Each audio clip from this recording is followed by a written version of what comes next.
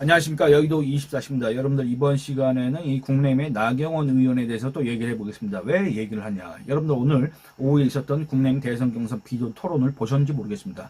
이 과정에서 이 여러 가지 논란이 될 만한 여러 가지 이렇게 지적할 만한 문제들이 많이 있었습니다. 근데 제가 먼저 이 나경원 의원에 대해서 얘기를 하는 거는 이게 가장 중요한 문제이기 때문에 그렇게 하는 게 아니라 이 시간 순서상 이 나경원 의원의 발언이 나경원 의원의 주장이 가장 거슬렸기 때문에 이것부터 하는 겁니다. 차차 다른 문제에 대해서 또 얘기를 하겠습니다. 먼저 이 외교 안보에 대해서 나경원 의원이 얘기를 했고 그 과정에서 자기의 어떤 국제적인 네트워크 인맥 이런 것들을 자랑했습니다. 자기가 지금까지 이 대한민국의 외교 안보 이 분야에서 이 대한민국의 국익을 지키기 위해서 이 문재인이 정말 뭐라 그럴까 비현실적인 이런 것들 그리고 또 정말 위험한 이런 대북 정책을 막기 위해서 자기가 미국 백악관과 담판을 지어서 결국에는 미국의 대북 협상 기조를 갖다가 바꾸는데 역할을 했다. 그런 식으로 얘기를 하면서 그 과정에서 여기 계신 분들 중에 백악관에 가서 담판해 보신 분 계신가요? 나경원만이 할 수 있습니다. 이렇게 얘기를 했다 그 말입니다.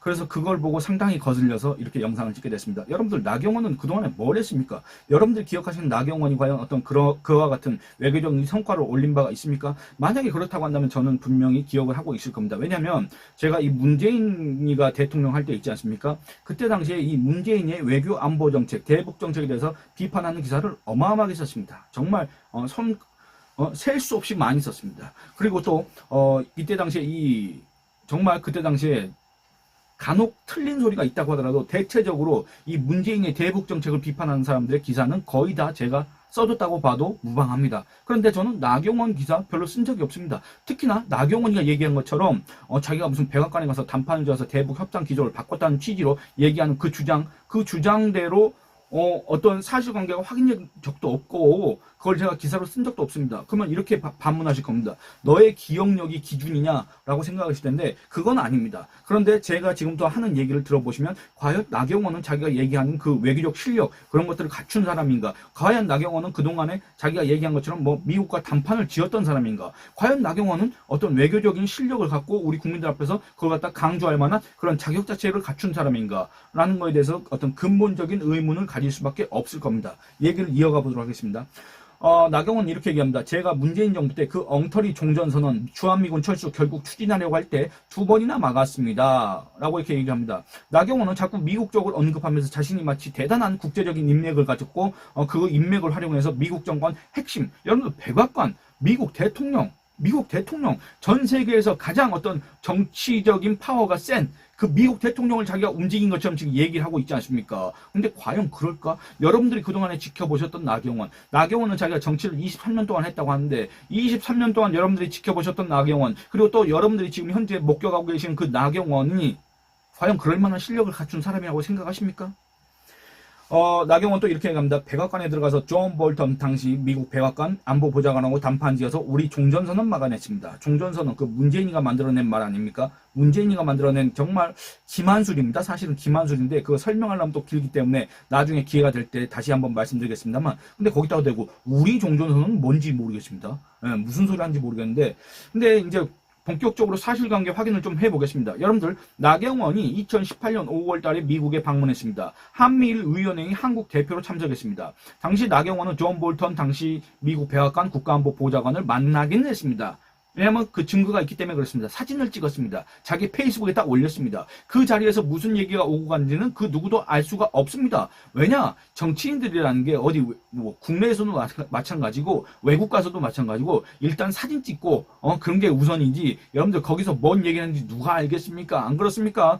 그리고 당시 존 볼턴은 이제 트럼프와 김정은의 1차 회담 언제 있었습니까? 2018년 6월 달에 싱가포르에서 있었고 2차 회담은 2019년 2월 달에 베트남 하노이에서 있었습니다. 그 1차 회담을 막은 것으로 알려졌습니다. 존 볼턴 이 사람이 이 트럼프와 김정은의 1차 회담을 막은 이유는 뭐냐면 지금과 같은 그런 대북 협상 기조 안 된다. 북한한테 완전한 비핵화를 요구해야 된다. 완전한 비핵화란 무엇이냐? 리비아식 모델이다. 리비아. 여러분들 리비아식 모델이 어떤 거냐면 2003년도 그때 누굽니까?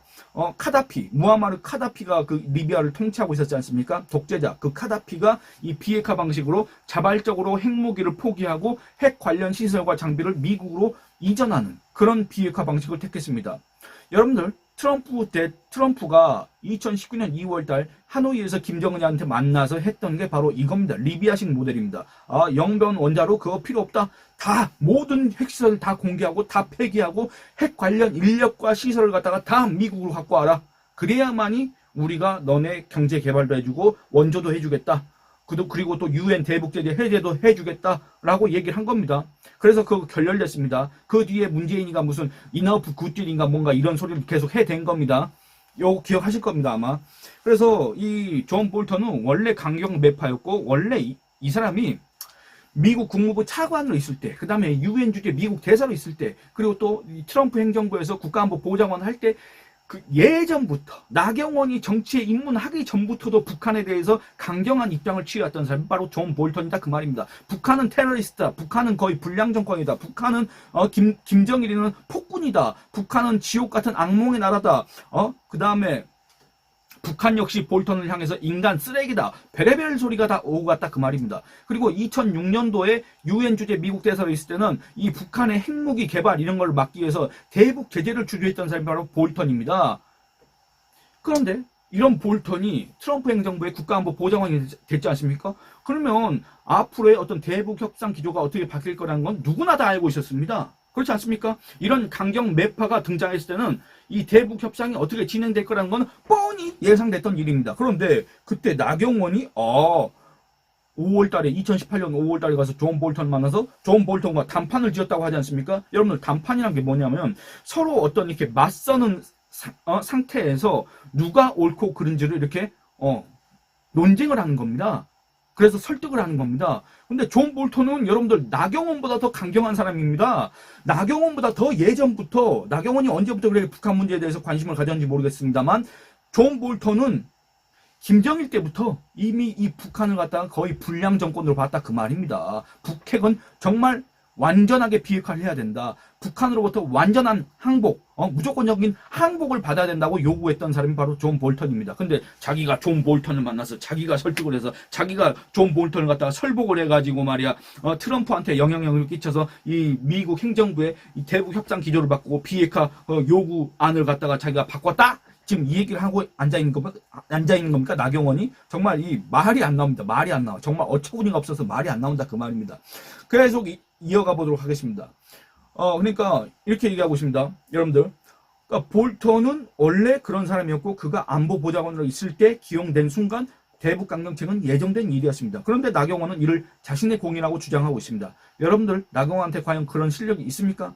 여러분들이 지켜보신 나경원은 과연 그런 실력이 있는 사람입니까? 이걸 갖다가 먼저 여쭙겠습니다. 그리고 또 이런 의문이 듭니다. 나경원이 정말로 존 볼턴을 설득했다고 한다면 정말로 그 정말 강경한 정말 보수주의자 정말로 뭐랄까 자기 소신이 강한 것처럼 보이는 그 존 볼턴 있지 않습니까? 이 사람이 한국에서 날라온 그 나경원이라는 정치인에 의해서 설복돼서 자기의 어떤 생각을 바꿨다고 한다면, 그리고 심지어는 트럼프의 생각까지 바꿨다고 한다면 이건 정말로 특기할 만한 일입니다. 이건 정말로 획기적인 사건입니다.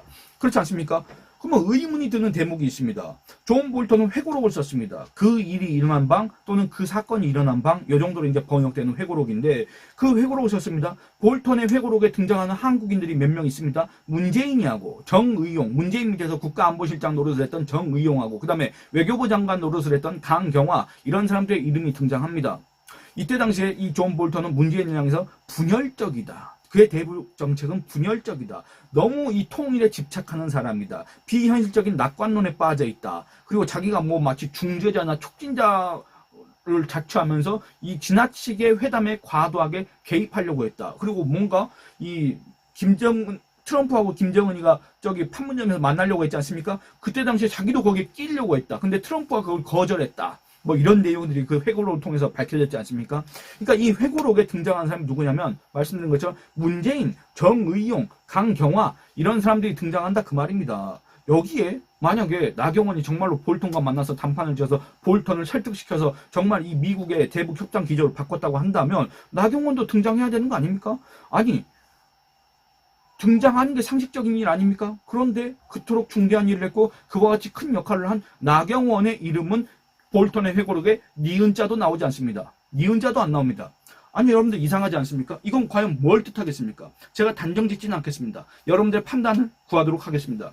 두 번째, 이 나경원 이렇게 얘기합니다. 문재인 정부 말기에 다시 한번 미국 의회를 동원하려고 했던 것, 미국 의원들 34명이 바이든 전 대통령의 종전선언 반대하는 서한 만들도록 했습니다. 저는 이 외교력은 경험과 네트워크를 시작한다고 생각합니다. 얼마 전에도 트럼프 대통령의 브레인이죠 라고 하면서 프레드 플라이츠 라는 사람을 언급합니다. 프레드 플라이츠, 미국 우선주의 정책연구소 부소장입니다. 미국 우선주의 정책연구소라는 거는 2021년도에 설립된 비영리 민간단체입니다. 이건 뭐라는 곳이냐? 트럼프의 공공정책을 갖다가 발굴하고 그걸 갖다가 홍보하는 민간단체입니다. 그러니까 이 프레드 플라이츠라는 사람은 트럼프의 지금 핵심 참모로 이렇게 꼽히는 사람인데, 이 나경원이 플라이츠를 언급하면서 플라이츠가 얼마 전에 한국에 올 때도 나를 먼저 찾았다. 그러면 나 만난 사진을 자기 SNS에 올려놨다. 이런 얘기를 하는 겁니다.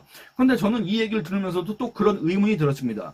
만약에 플라이츠가 트럼프의 핵심 참모인 플라이츠가 정말 나경원과 친분이 있다고 한다면 나경원은 왜 트럼프 취임식에 가서 그 체육관에서 그 행사를 지켜봤을까? 저는 그게 이해가 되지 않았습니다. 여러분들 기억하실 겁니다. 지난 1월달에 트럼프 취임식이 있었지 않습니까? 그때 당시에 여기저기서 내가 트럼프 취임식에 초청장 받아서 참석을 하니 많이 홍준표도 가서 했지 않습니까? 결국에는 호텔방에서 내가 왜 이걸 보고 앉아 있는지 모르겠다라고 했지 않습니까? 홍준표. 그래서 비판을 받았지 않습니까? 근데 그때 당시에 나경원 어디에 있었냐면 트럼프 취임식이 열렸던 이 미의회 중앙홀에 있었던 것도 아니고, 또는 그 같은 공간이지만 조금 이 트럼프 취임식 행사가 열리고 나서 그 트럼프가 자리를 옮겨서 다시 연설한 노예 해방홀에 있었던 것도 아니고, 그 트럼프 지지자들을 위해서 만들어놨던 공간이 있습니다. 아레나원이라고 체육관, 실내 체육관 2만 명 정도가 모여있는 거기에서 이 대형 전광판으로 트럼프의 취임식을 지켜봤다 그 말입니다.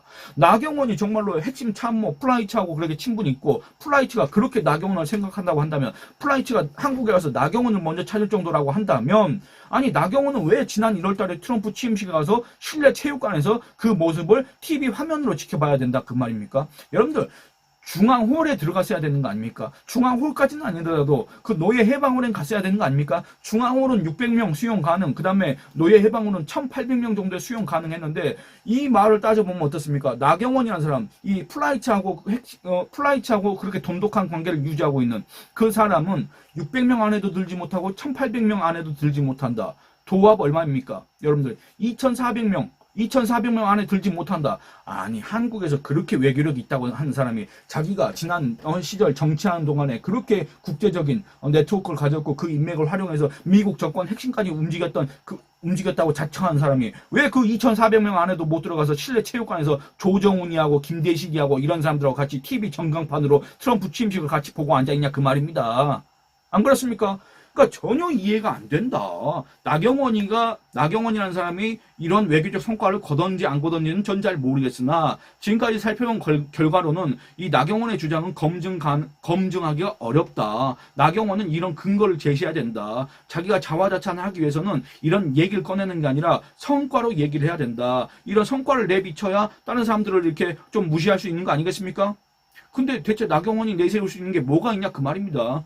그렇지 않습니까? 그러면서 나경원 마지막에 이런 얘기합니다. 나경원은 이렇게 얘기했습니다. 그동안의 네트워크, 경력으로 대한민국 외교안보를 확실하게 지키겠다고 했습니다.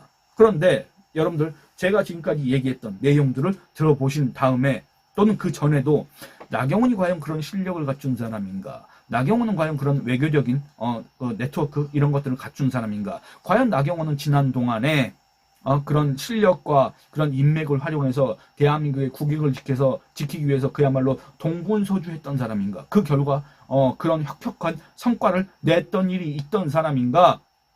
의문이 들 수밖에 없다 그 말입니다. 여러분들의 생각은 어떠십니까? 의견을 남겨주시기 바랍니다. 마지막으로 댓글 후원을 해주신 빅토리 프레이던트 한님, 그리고 또 우민맘님, 이 두 분께 또 감사 인사를 드리겠습니다. 감사합니다. 그리고 또 어제 올린 영상, 나경원 의원 영상이었습니다만 그 영상을 또 많은 분들이 이렇게 봐주셔서, 그리고 또 구독 신청을 해주셔서 너무나도 감사합니다.